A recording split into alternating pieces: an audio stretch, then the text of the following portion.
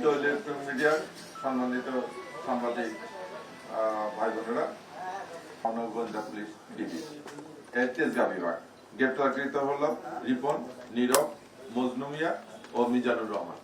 প্রিয় সাংবাদিক বৃন্দ, আপনারা অবগত আছেন যে বৃহস্পতিবার 2রা জুলাই রাত আনুমানিক 9:20 ময়মনসিংহ জেলার ঈশ্বরগঞ্জ থানাধীন সাহেবনগর এলাকায় অভিযান পরিচালনা করে তাদেরকে গ্রেপ্তার করা হয়। ডিবি তেজগাঁ সূত্রে জানা যায় যে বুধবার 1 জুলাই রাত আনুমানিক 8:30 আদাবর থানাধীন নবোদয় হাউজিং 4 রাস্তার মোড়ে পূর্ব শত্রুতার বিরোধকে কেন্দ্র করে দুই পক্ষের মধ্যে সংঘর্ষের ঘটনা ঘটে। এই সময় দুর্বৃত্তদের ধারালো অস্ত্রের আঘাতে Navodaya housing society unit BNP সাধারণ সম্পাদক মোহাম্মদ আবুল বাশার ও সাদ্দাম হোসেন গুরুতর আহত হন। আহতদের প্রথমে শহীদ সোহরাওয়ার্দী মেডিকেল কলেজে হাসপাতালে নেওয়া হয়, পরে উন্নত চিকিৎসার জন্য ঢাকা মেডিকেল কলেজ হাসপাতালে স্থানান্তর করা হলে চিকিৎসাধীন অবস্থায় রাত আনুমানিক 11:30 দিকে আবুল বাশার মারা যান। আহত সাদ্দাম হোসেন বর্তমানে চিকিৎসাধীন রয়েছে। প্রিয় সাংবাদিকবৃন্দ, ডিবি তেজগাঁ বিভাগ সূত্রে আরো জানা যায় যে ঘটনার পর সিসিটিভি ফুটেজ বিশ্লেষণ, গোয়েন্দা তথ্য ও প্রযুক্তির সহায়তায় ডিবি তেজগাঁ বিভাগ আসামিদের অবস্থান শনাক্ত করে। পরবর্তীতে বৃহস্পতিবার 2রা জুলাই রাত আনুমানিক 9:20 সময় ময়মনসিংহ জেলার ঈশ্বরগঞ্জ থানাধীন সাহেবনগর এলাকায় অভিযান পরিচালনা করে তাদেরকে গ্রেপ্তার করা হয়।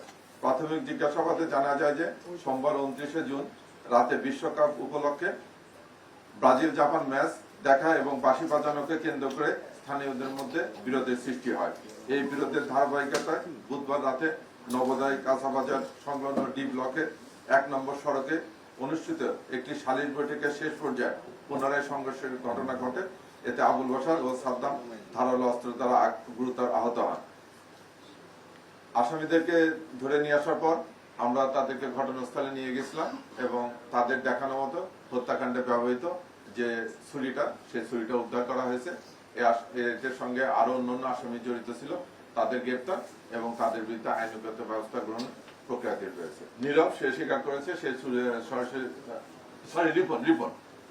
রিপন সরাসরি ছুরিকাঘাত করেছে এবং সেই ছুরিটা তার দেখানো মতো আমরা সেই ছুরিটা উদ্ধার করেছি। আমি বলেছি যে ভাই, হত্যাকাণ্ডে যিনি সরাসরি জড়িত ছিল সেই আসামিকে আমরা গ্রেপ্তার করেছি।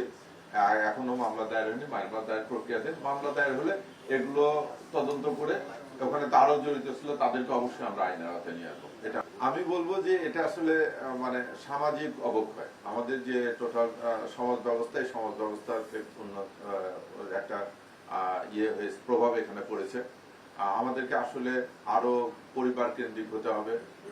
আমাদেরকে যেটা বলতেছে যে আমাদেরকে সামাজিকতার ভিতর চলে আসতে হচ্ছে। আমাদের ভিতর যে সামাজিক বন্ধন, এটা আসলে খুব দুর্বল হয়ে যাচ্ছে। আমরা দেখেন যে আগে আমরা ছোটবেলা যেখানে ছিলাম, যে আমরা সব আত্মীয় স্বজন এক জায়গায় হলে আমরা চাচাতো মামাতো খালাতো ভাই বোনের সঙ্গে তখন খেলাধুলা করতাম, গল্প গুজব করতাম। আমাদের পরীক্ষার পরে, বন্ধের পরে একটা উৎসব ছিল। কিন্তু এখন হয়ে গেছে কি, আপনি 4 জন কাজিনকে এক জায়গায় বসে দেন, 1 মিনিট কথা বলার পর 4 জন 4 রকম করে মোবাইল টিপতেছে। তারপরে খেলার স্কোপও কমে গেছে।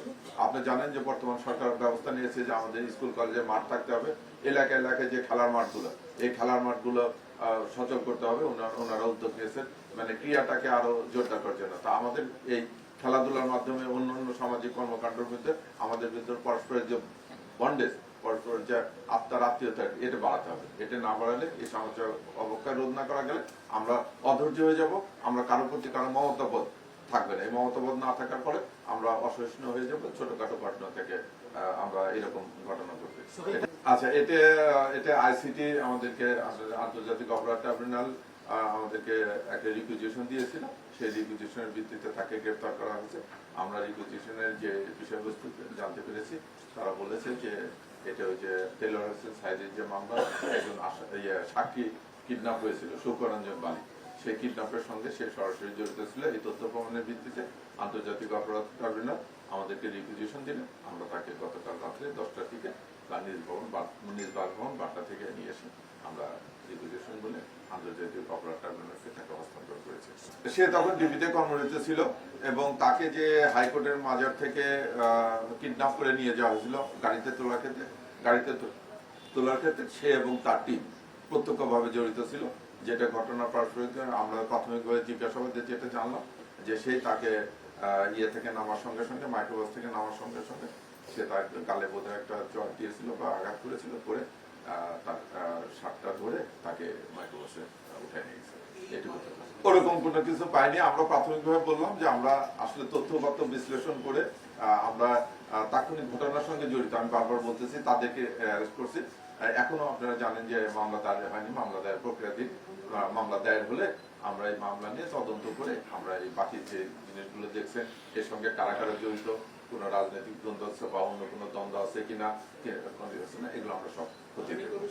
আমি আবারও আপনাদেরকে বলতেছি যে এখনো মামলা দায়ের হয়নি। আপনি বোঝেন যে ঘটনা ঘটার সঙ্গে সঙ্গে আমরা কারা ঘটনাটা ঘটেছে এবং দেখেন ঘটনা ঘটায় এরা এখান থেকে নেত্রকোনা চলে গেছে তা ময়মনসিংহ চলে গেছে। আমরা সেই দিকে নজর দিয়েছি যে আসামিদেরকে আগে গ্রেপ্তার করি। আসামি যেহেতু গ্রেপ্তার হয়েছে, মামলা দায়ের হইলে আমরা এটা তদন্ত করে ইনশাল্লাহ আপনারা যেগুলো বলতেছেন আমরা সবকিছু দেখে তদন্তের মাধ্যমে এগুলো দিয়ে যারা এই ঘটনার সঙ্গে জড়িত প্রত্যেকে আইনের আওতায়